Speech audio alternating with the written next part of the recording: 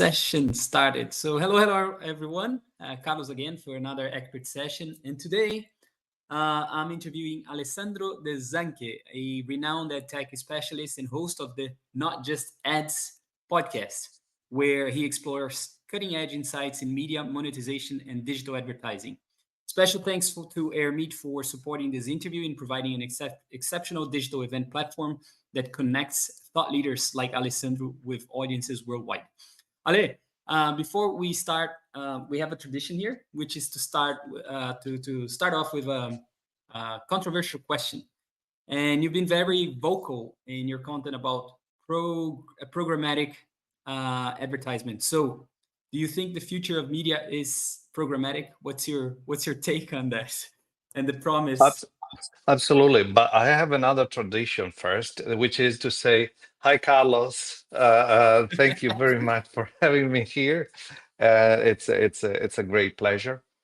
And yes, I think programmatic is just a tool. It's just automation is just the way media is bought and sold. So absolutely, it is the future. It depends though how we use it, and if we use it and if we see it as an instrument, or if we see it as an end goal. And there is a lot of a lot of people, a big part of the industry that sees programmatic as the end goal. No, that's just the piping. It's not the most important element of digital advertising. Interesting. And why do you think there was so much hype around programmatic? It was a promise that it was gonna it was gonna personalize the whole ads experience for the advertiser and reach the right persona. Is it more like in the e-commerce space we have institutions like Gartner creating coining terms, and that's how they always get to sell something new. So they're pretty much coining a new term, but that doesn't necessarily reflect the reality. Like they talk about a lot about headless, for example, e-commerce and blah blah blah. But it's just another way for them to sell another reports and more events. But there isn't necessarily something new in there, So I like to hear your take on that in Sure. regards to Well, the ad space. yes. So digital advertising is an industry and an ecosystem that is somehow facing a lot of conflicting business models. And the issue, I think, has raised the when ad tech companies that wouldn't have a direct relationship with an audience, a user, or a customer, who didn't have who didn't produce any content, didn't own any data, that they would want to play a main role. They would like to be on a center stage with assets they're not the assets they produce and own. And that's an issue because it's these conflicting business models have affected the balance of the ecosystem, and every ecosystem that is not balanced hasn't got a long, happy life. Mm-hmm. We'll explore that, but before, let's talk about your career trajectory. You have major roles, Alessandro, in companies like Yahoo, Telefonica, and News Corp in the UK. So perhaps, how did you get to, you're an Italian in the UK. Today you're sitting in Italy, but how did you get Yeah, um, occasionally to, be, to in become, Italy. yeah, to become an ed tech specialist? What's the story there? Well, I was in London in the beginning of 2000s, end of 1990s, and the internet was booming and about to burst. And so I was lucky enough to start working on for an advertising agency, Gray, and their digital branch, Gray Interactive. I started as a front end developer. I then evolved into more project and program management. What really brought me into digital advertising was in 2004 when I joined an ad tech company startup called iBlaster, which was the main player in rich media advertising. So how do we take a static banner and we add video and we add interactions and we add the possibility to engage with the creative and to report on all these interactions. And iBlaster then became MediaMind and then became Seismic and then was bought by Amazon and then was killed by Amazon last year, I think, Mhm. and its features spread across the Amazon tech stack. And that was the first beginning. So working with the ad itself, and also studying the behaviors and the different levels of engagement within the ad. Then after that, I moved away from the ad, the space of the ad on the page, and I moved to Yahoo, uh, um, which I always consider a hybrid between ad tech. We were building and managing our own ad tech, and we were also creating our own content. So I used to call a hybrid between ad tech and media. And in there, I was head of targeting products for Europe. So it wasn't anymore what's happening inside the ad, but also how that ad is delivered and to what user. And we were quite advanced at the time because, well, Yahoo at those times were still a major player in the internet space. We used to profile our users via search data, ad logs, declare data. The users that would open a Yahoo email would declare their preferences, their interests, and the content consumption across the Yahoo network. And that was a very complementary experience. I then uh, started my own company in Spain. I was in London before, moved to Spain, bringing my passion and previous experience in sports, of which I haven't spoken about because I think is out of scope today, but bringing my experience with data and media and sports. I then moved back to London.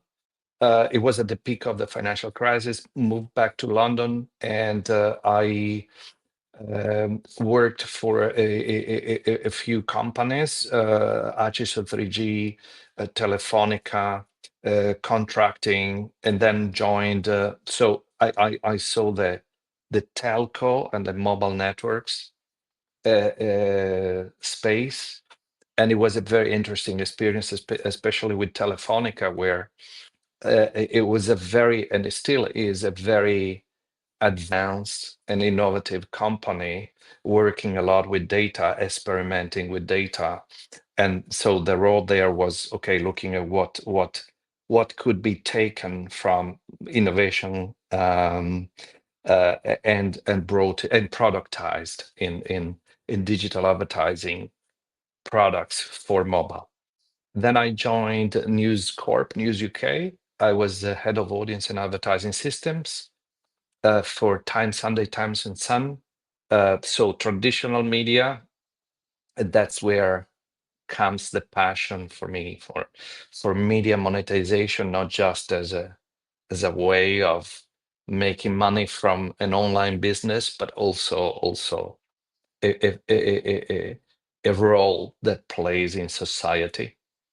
Um, then I moved research, still working in data for advertising and marketing with GfK. So the scope there was taking traditional market research data sources, could be a panel, so limited in size. How do we bridge it into the wider advertising and marketing space and create a data product that is scalable? And then I started consulting. So I like to say that I've seen the industry from different points of view. I said earlier, is an ecosystem with conflicting business models very often. So it's been very useful for me to see it from different points of view. And I think I'd like to think that it helps me in better understanding, better detecting challenges and opportunities in the industry. Mm-hmm. You know, I'm a big fan of Seth Godin, and I think he was one of the guys that were he was part also of Yahoo in the early days, and he talks a lot about uh, the maybe the hubris and perhaps even arrogance of the Yahoo team when Google, you know, was emerging and they had the opportunity to acquire Google. Not sure if you remember that. Google was, you know, they revolutionized search, and Yahoo ended up becoming more like a news portal, right? And the main revenue streams came from ads, I guess, right? Um, but where I'm trying to get with this line of thinking is, you mentioned now that you're looking at, you have seen it, I guess, it all in your industry, and so Well, I mean, a lot. all I don't a lot, yes, Yeah, but not and since everything. mhm, and The best is yet to come. which is Well, the future.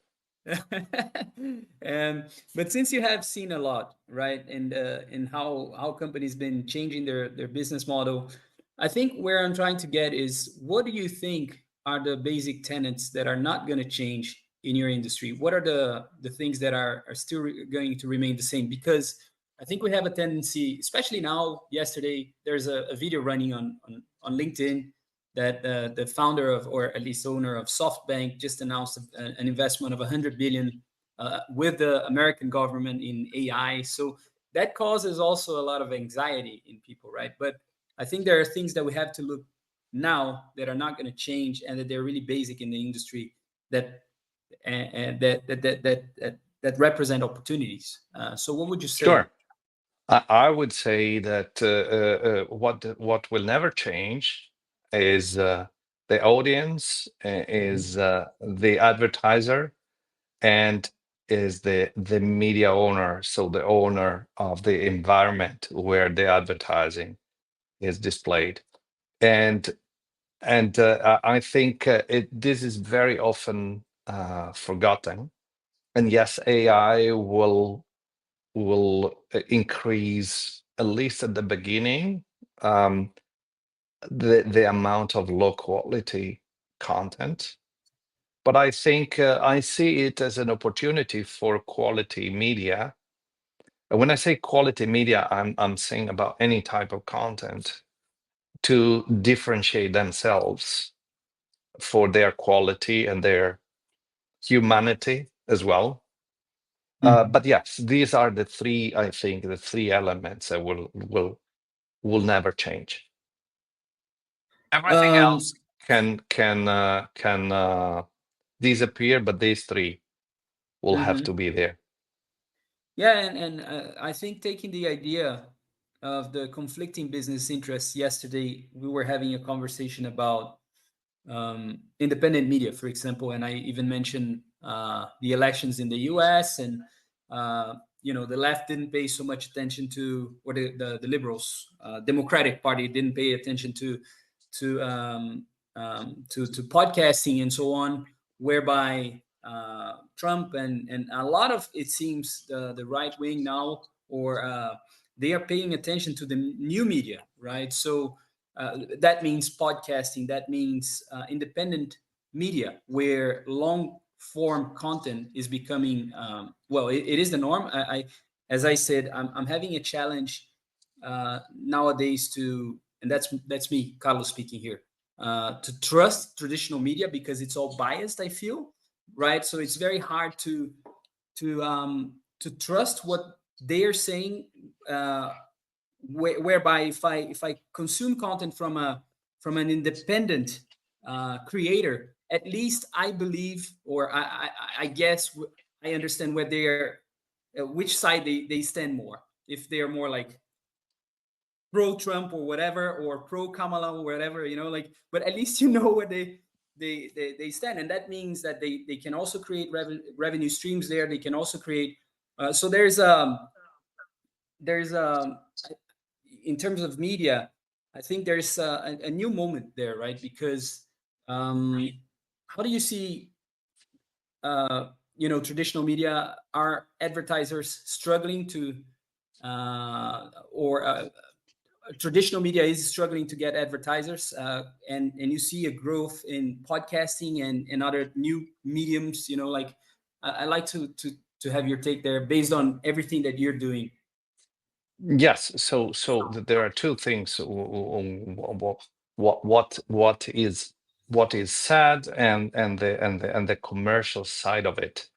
The only thing that I would like to say about the content between traditional media and whoever says something in social media is that traditional media has got some rules to follow, and they will be fined and penalized if they don't follow those rules. They can't publish whatever. Mhm. In most countries, is not applicable to social media, for example, or user-generated content. So it's very important to think of that. I think equality, from my perspective, from a professional perspective, quality of media is not about. It's obviously is about the content, but it's such content is subjective. You can believe you are on the left, you believe of something, and you are on the right, you have different values. I'm saying, and you can agree or disagree. So when I say quality, I mean the quality of the experience, the quality of the channel, the quality of the advertising, how the user experience develops across that environment. That's very important, I think, and that's what where there's being a clash between attack, a certain way of ad-funded strategies, and legacy media, where media companies have become basically ad slot farms. And that's part of what you're saying about, also about trustworthiness. It's about they have become ad slot farms, and they have been almost hypnotized and convinced about the concept of infinite reach, and the whole industry is based on the concept, on the delusion of infinite reach, infinite scale, at the highest possible quality, which is not what reality is. And so this tendency of clickbaiting, of writing things in a certain way that would increase traffic, would increase revenue, like in a limited way for the media owner, but in a much higher, bigger way for the ad tech company. And so that's an element, I think, that contributed to the loss of credibility of traditional media. And the other element, which is not about traditional media or independent voices or podcasters or voices in social media is that I think very often, especially established company, I must say, we use blueprints and we move on assumptions. So my audience wants this, or even I want this, and then this is what I will write about, or this is the channel I will publish it on. While in reality, we need to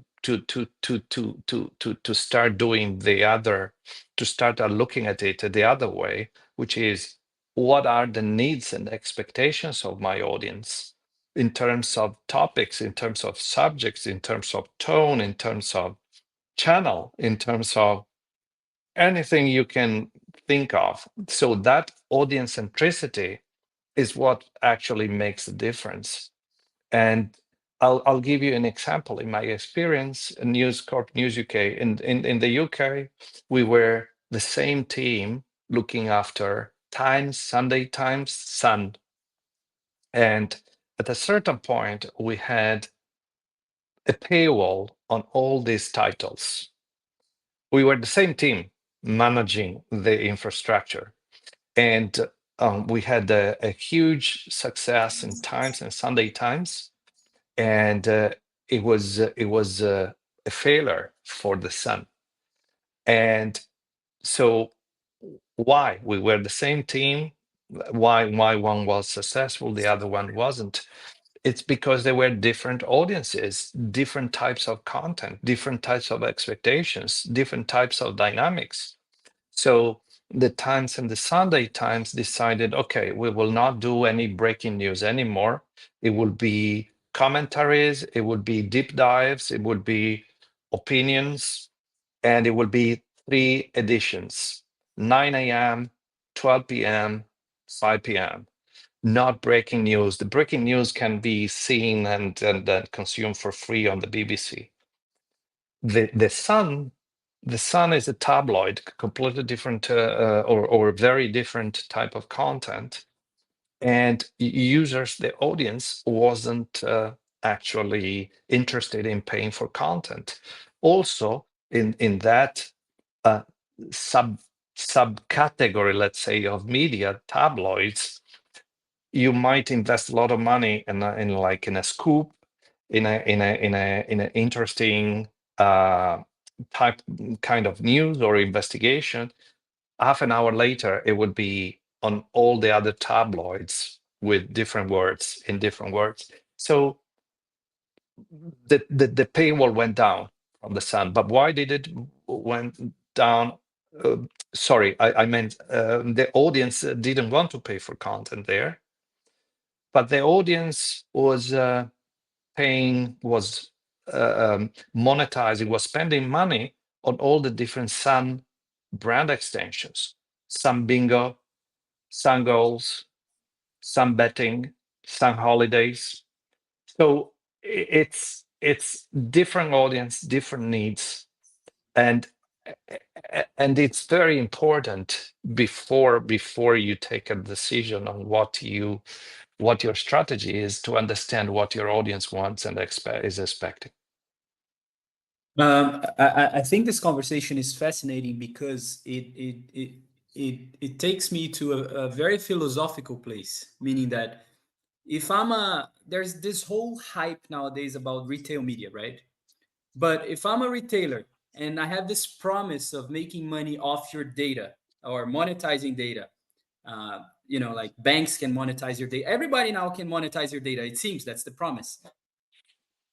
How do then I don't become another clickbait, which is platform, because I have a channel here to monetize data, and for example, we have Rafa who's here, and Amazon has their Amazon DSP. I'm not an expert, but from our conversations, Amazon has so much data in their flywheel that they can uh, understand like the customer and their journey, so they can display advertisements based on their journey, and so on. So the question I have is more like on this philosophical part, that you're not just selling data for the sake of making more money, but being relevant. Do you know what I mean? Uh, Yes, absolutely, and that's why we like in the industry to talk about retail media, commerce media, traditional media. At the end of the day, we need to remember that there is an audience, there is a customer, there is a user, there is a subscriber, and to use the projection from traditional media, a user doesn't visit a media website to click on ads. So there is the need of having a broader and deeper strategy on how that data is used and how the needs of the customers, the customer are fulfilled. Because one thing is a certain use of data within the Amazon environment, for example. Another one is to use the use of the same data outside of it, and that's where I think the responsibility of the owners of the data, the advertiser, and the media, the entity overseeing the media environment are very important. Otherwise, will be repeating exactly the same mistakes that traditional media went to through in retail and commerce media, which is technology companies with different business models taking over and running the show. I'll give you an example. Audience extensions in commerce media.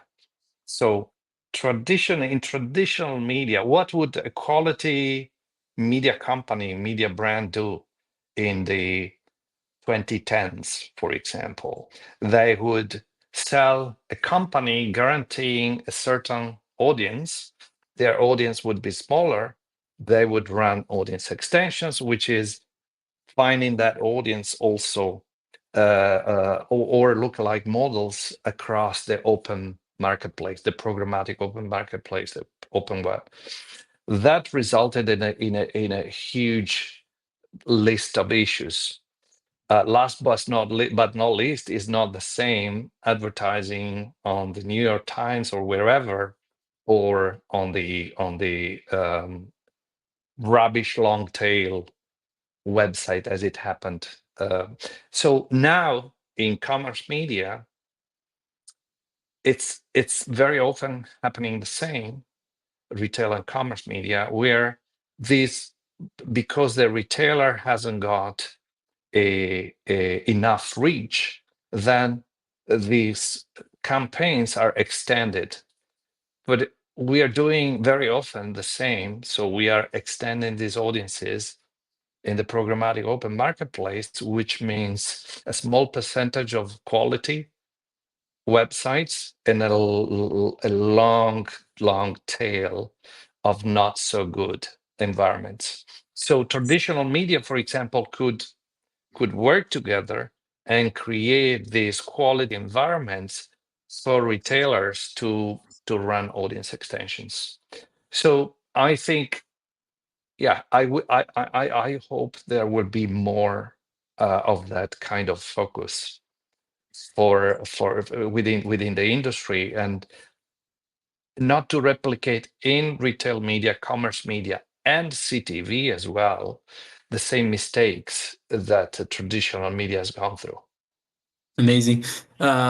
If you just join our conversation now, we're talking today about retail media, monetization. What's this state of the media industry? Really, Alessandro is a specialist. He's based in the UK, worked with and works with companies like Financial Times, Yahoo, and many others. And so we're discussing the general state of the media industry today.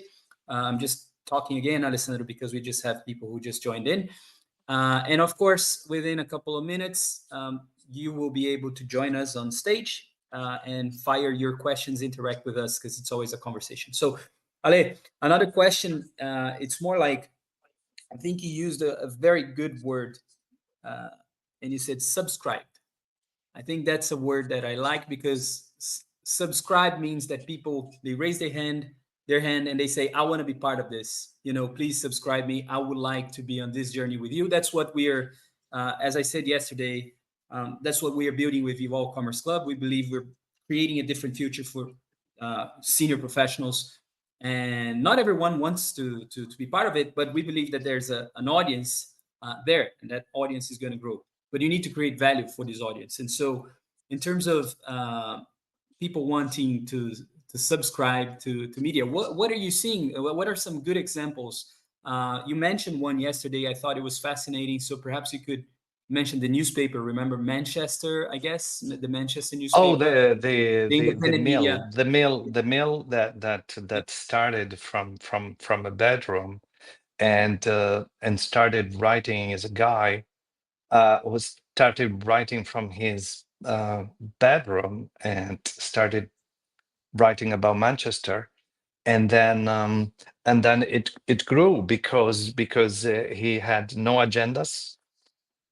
He was deep diving into investigations in topics that mm, traditional media wouldn't go into, and he built um, this kind of local source of local journalism that then is expanding in, I think, Liverpool, Newcastle, etc., and with the growing base of subscribers.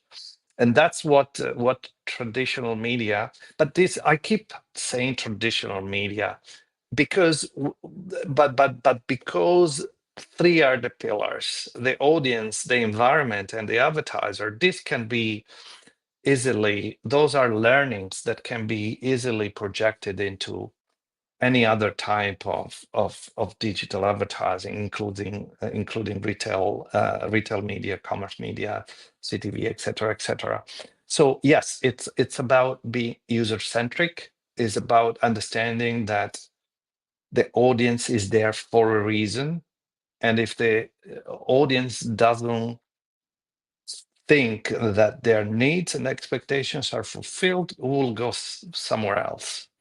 And that's important also for advertisers and for advertising strategies, because there is the need of that harmony between the environment, the audience expectations, and the advertising that is appearing there. Still, going a bit there, and digging a little deeper there. Um, I'm gonna share our experience building the club.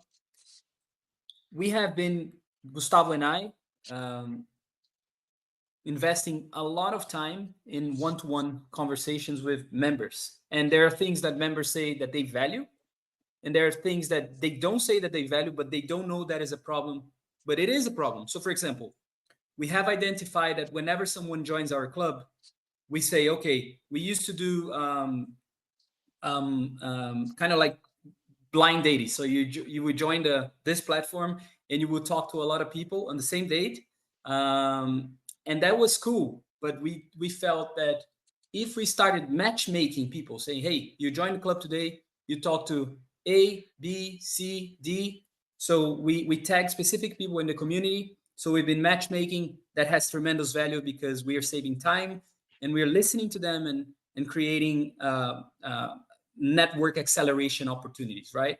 That's one thing. But the other thing that we are noticing that people don't necessarily say, but they have a problem there, is like, okay, we have a community with peers, and other peers, they know how to price their consultancy, which maybe you don't.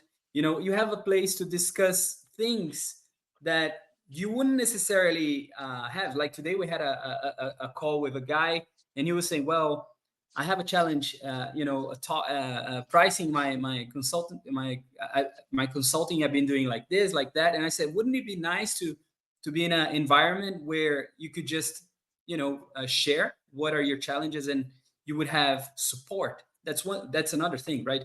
So sometimes your audience, they don't really know what the problem is, And in my experience, like the one-to-one conversations are invaluable because you can identify stuff, but also you start opening up new opportunities as you go, right? And so, Absolutely, what's absolutely, your and yeah?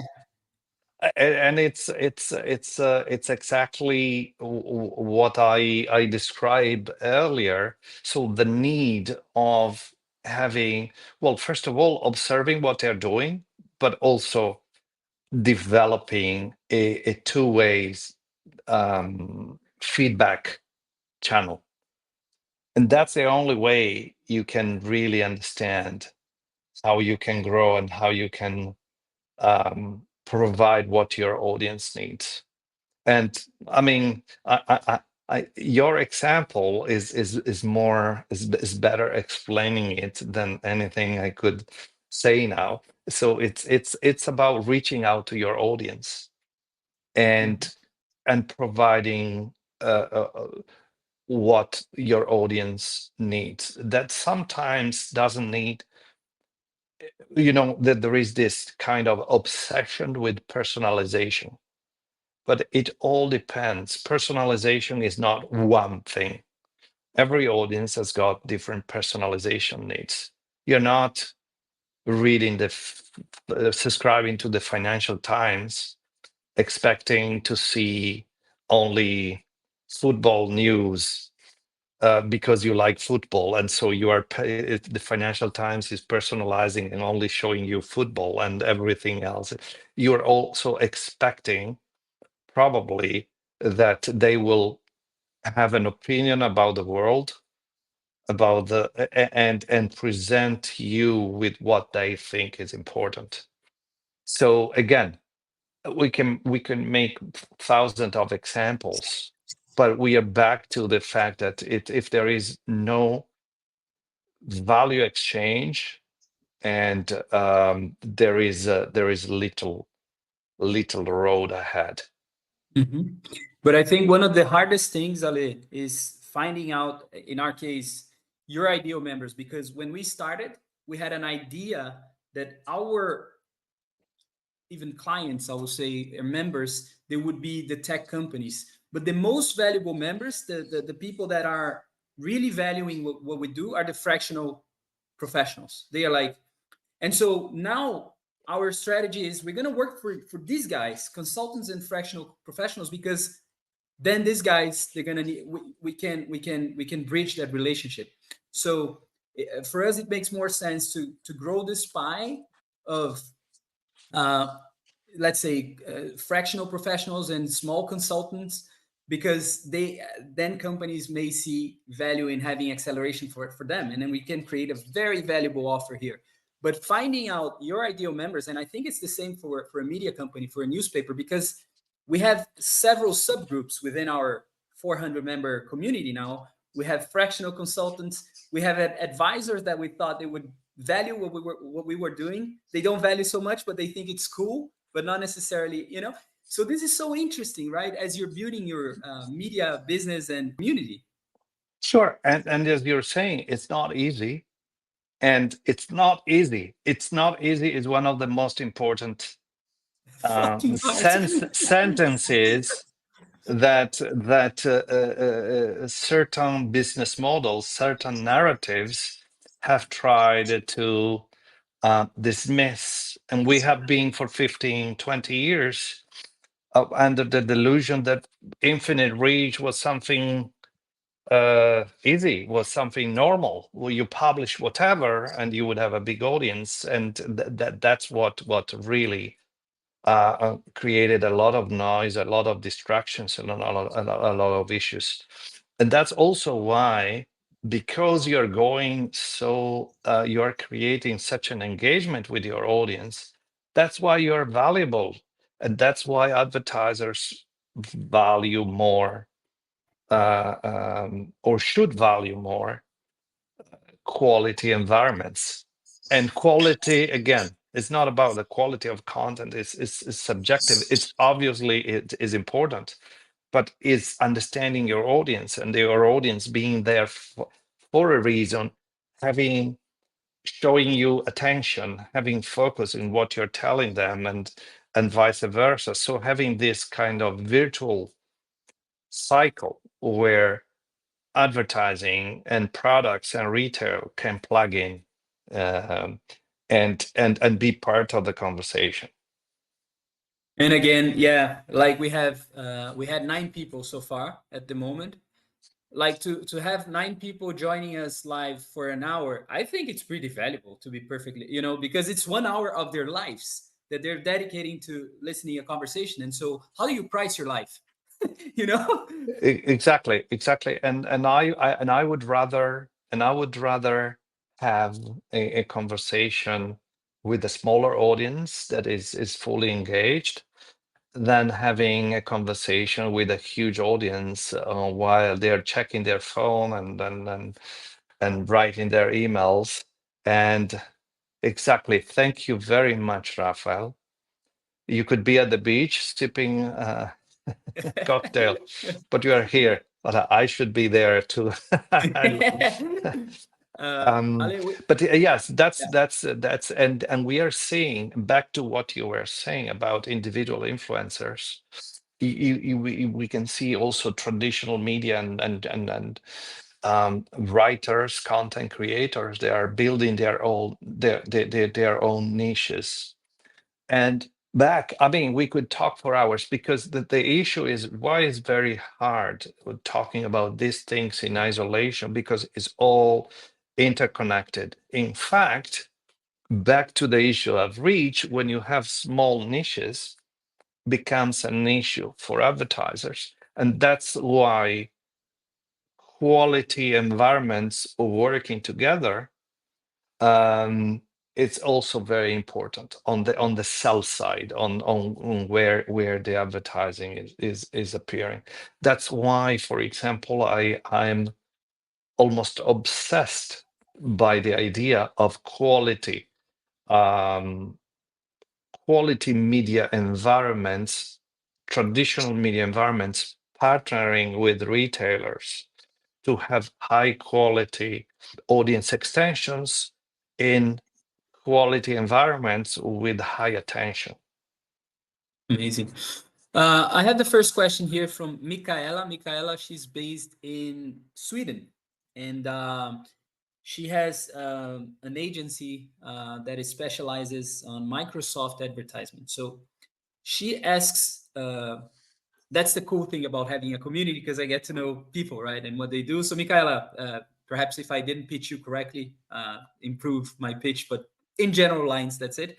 She's asking you if you have the perfect combination of different types of audiences to be used in a marketing platform, Yes, that you tend to so work every time, or does it depend on the client? I think it depends, if I well understand the question. And by the way, it probably ties to the question that has been published earlier. Yeah, absolutely, and it has to be thought through strategically. It's We lived for 15 years, 20 years with the idea that you push a button, you plug a platform, you shout go, and magically everything happens. In reality, no. We need to go back to the concept I mentioned earlier. It's not easy, and we need to work um, strategically. It's also applicable to what advertiser, what retailer you're working with, and what audience you're trying to reach. Mm-hmm. So on that note, so you basically have a toolbox and you're open to learning as well, right? And collaborating with other Absolutely. ecosystems, right? Absolutely. There are no blueprints. It's the industry is full of consultants and ad tech, martech companies that are preaching, pontificating about the latest trends, as if they were the objective, the goal. They are not. It's about having the tools, but deep diving into the strategy, understanding the audience, understanding the needs, and then building whatever is best for to in order to reach that goal. Mm-hmm.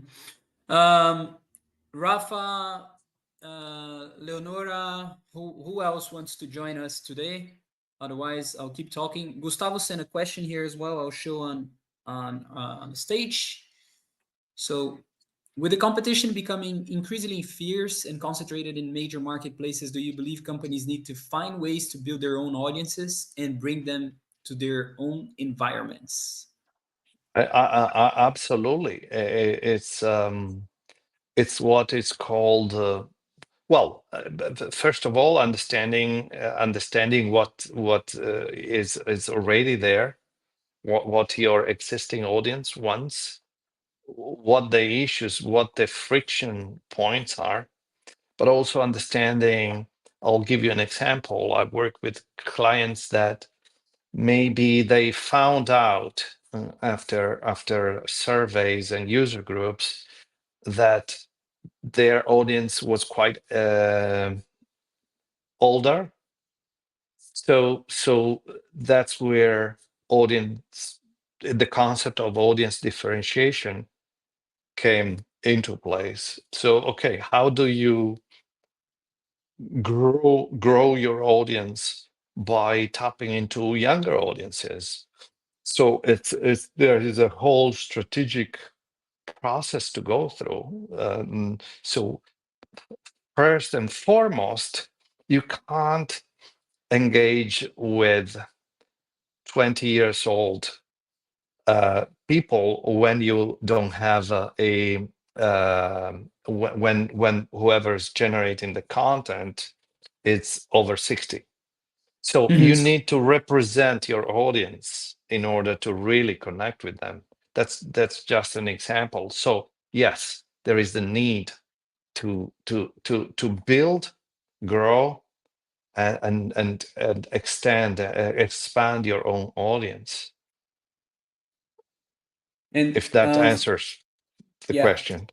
I think I saw some thumbs up, so it does Yes, and, answer. and bring them to their own environments. Yes, as well. It's very important to have a direct relationship, no matter what social media channels you're using. It's always important to have a strategy so that you have a direct contact with them. Nice. We have Rafa joining our backstage. Rafa is the Amazon specialist um, that talked about the beach and whatnot. So he'll be joining us and interacting with you, Ale. That's something we do it with all of our members. Hey, Rafa. Brilliant. Hi, Hi Rafa. everyone. Hi Alessandro. Hi again. Very pleased to be here. I have a couple of questions actually, and for your presentation, it's very nice to hear your story. I pretty much find it very interesting the case that you brought from the sun. Um, Well, thank you for not being on a beach. it's a small price to pay. No, but so I have two questions for you. First of all, Carlos kind of touched on it already, which is regarding data privacy. So comes the jargon like if you're not paying for it, then you're the product, right? And companies been doing this for a long time since social media and stuff, and this is going further into that. And personally, I mean, as someone who works in the industry, I find it fascinating how much this has evolved, and obviously we can see the impact on the results that we get for our clients. But as a consumer, I feel I'm clearly in a disadvantage in the way that people are using my data or even training their models on me, and I'm not even completely aware of that. So things like take Google for example, YouTube for example, where you you you you have to pay to not see adverts, but they are also using our data to monetize that. And then as a consumer, I feel like I'm in a clearly disadvantage because I'm not getting a cut of it. I think as a consumer, if you're using my data, that this is my data, you should be at least get a cut on what you're doing with it. I don't have really a problem with it. But anyways, things will seems to be further even going further in that way. So my question to you is, how do you see this combination of AI and and data privacy in the industry? Yes, it's a crucial point, and I think you touched a very key element in the relationship with the audience. So I have seen in the past a lot of initiatives where the user will be offered X amount of money per year, per month, in exchange of their data, and I don't think has been very successful. I think it's all about the value exchange at the end and the trust that you can build. I call it the funnel of trust, where you take a user, customer, consumer, whatever you want to call it, and who is initially is anonymous. And so how do you take that person by hand and explain why you're asking for consent? What are you actually providing in exchange for that? What's the reason for that? And once the user is consented, talking about data and the importance of data, for example, why are you putting up a registration wall? Why are you asking the user to register? What are the benefits? Which is crucial. What are the benefits Mhm. in registering? And what are you doing, what you're doing with the data? And Mhm. then the importance of being logged in, always logged in, et cetera, to the ideal point where this value exchange happens on a regular basis, where you are exchanging value and information with the user. So that takes time. That's not easy. And we have the curse of the industry is that in the last 15, 20 years, we have been sold the dream that, as I said earlier, you plug and play and then things happen.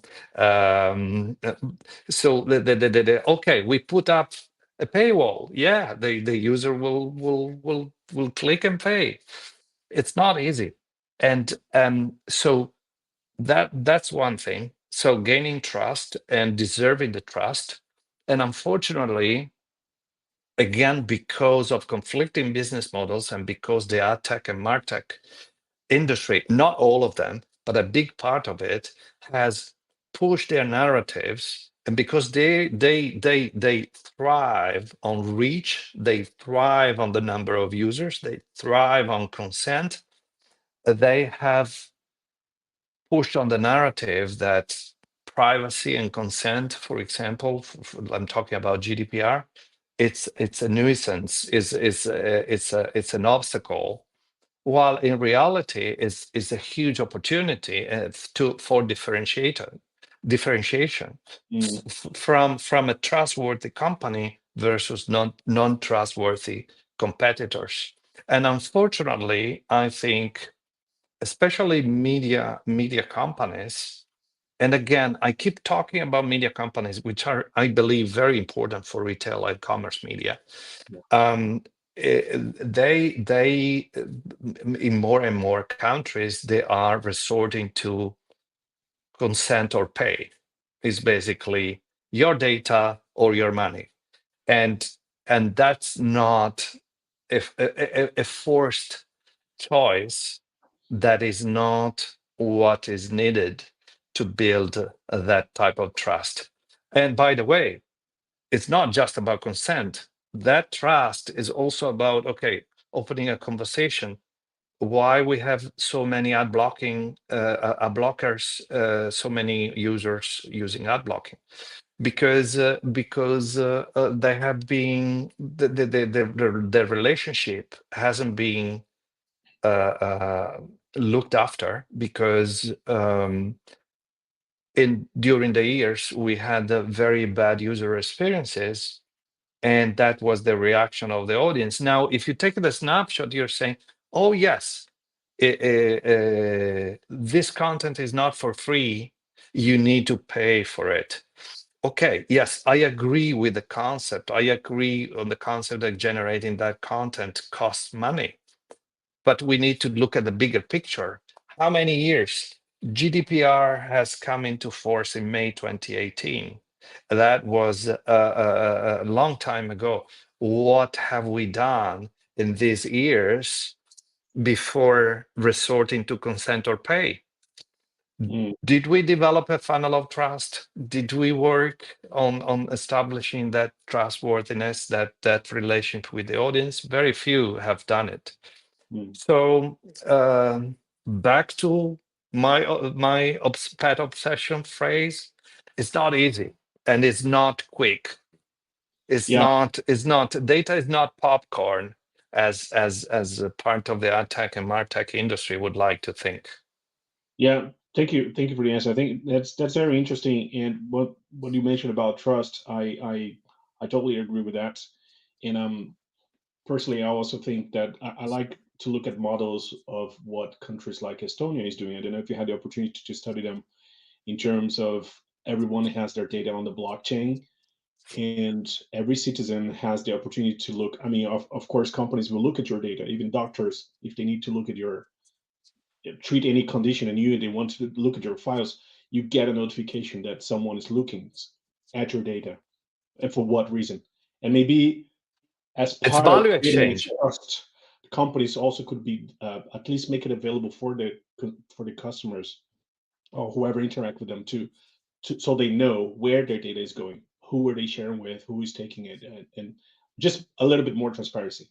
I understand, because I mentioned first that maybe we should get paid for it, and I understand it's a very difficult thing to do. But at the same time, so the thing about the trust, it could come from that, from having the knowledge, like at any time I have a peace of mind and I can access and look at what these companies are doing with the data they get from me. Exactly. And ultimately it's called value exchange. Mm. Hmm. Absolutely. My last question, very quick, is if you're spotting any trends that we should be aware of on retail media that you think is very interesting.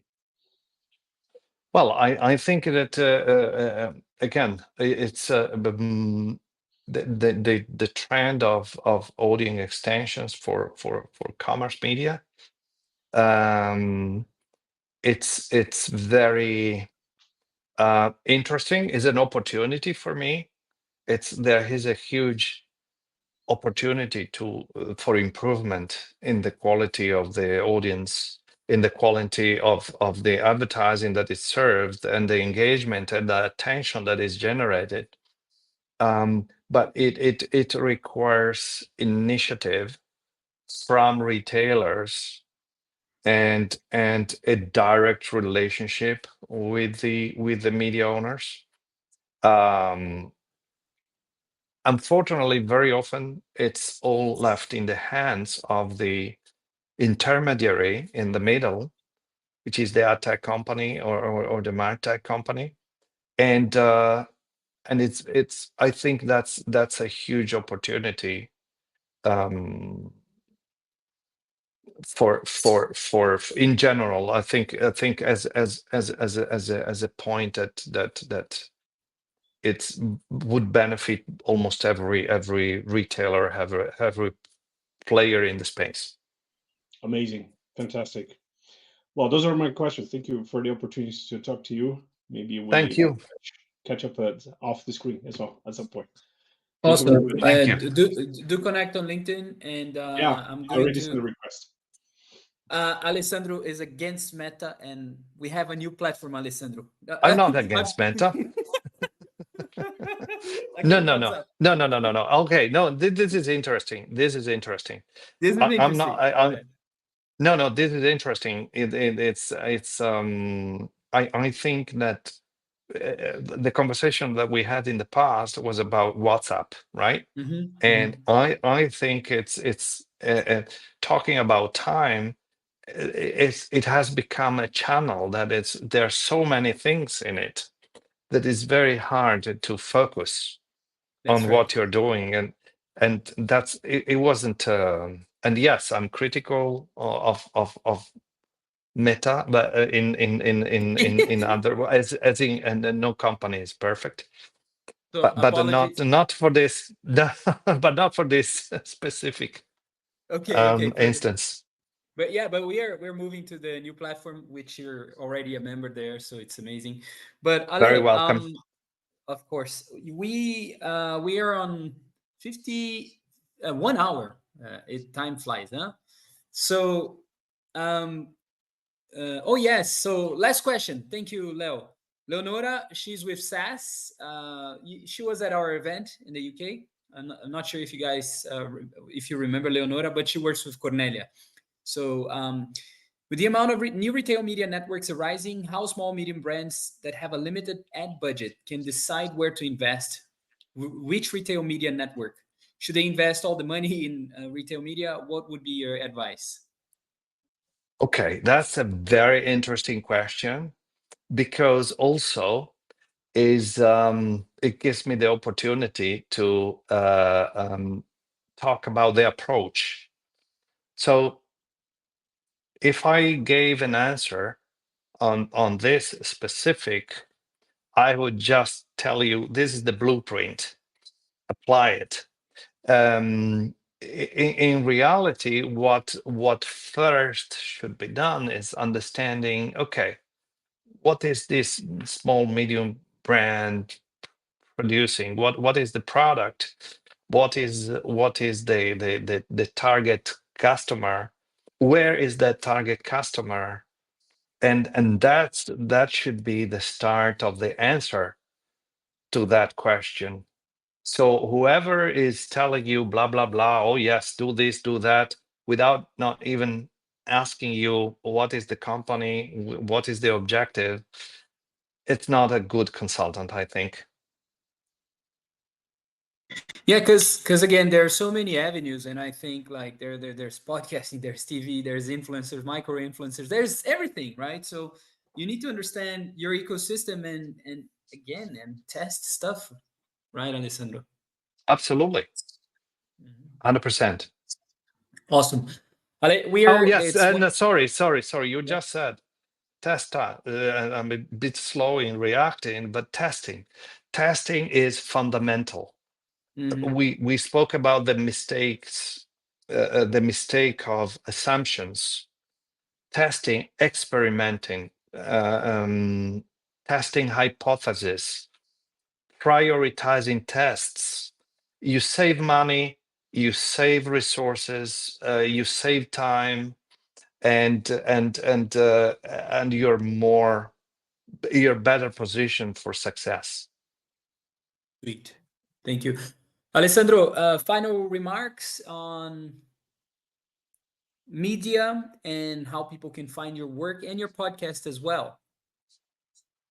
Well, final remark on media. Well, remember what the key pillars are: the advertiser, the audience, and the environment where the advertising takes place. Everything in the middle is an enabler.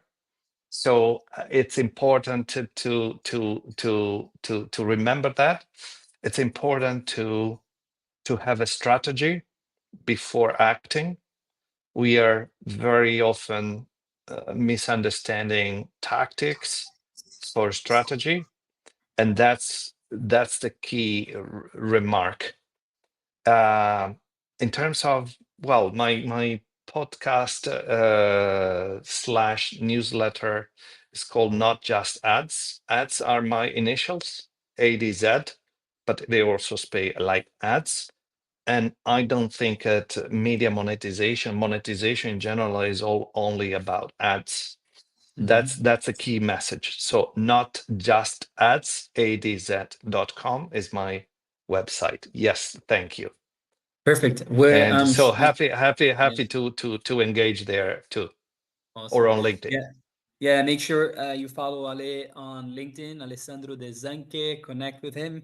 And I'll make sure, Ale, that we have that on the show notes as well. So this was amazing. I hope you enjoyed the Thank you experience. very much. Thank you for having me, and as being a great conversation. Again, a niche conversation, which is exactly what we need. Thank you, Ale. Thanks, everyone. See you all next week. Thank you for not being at the beach.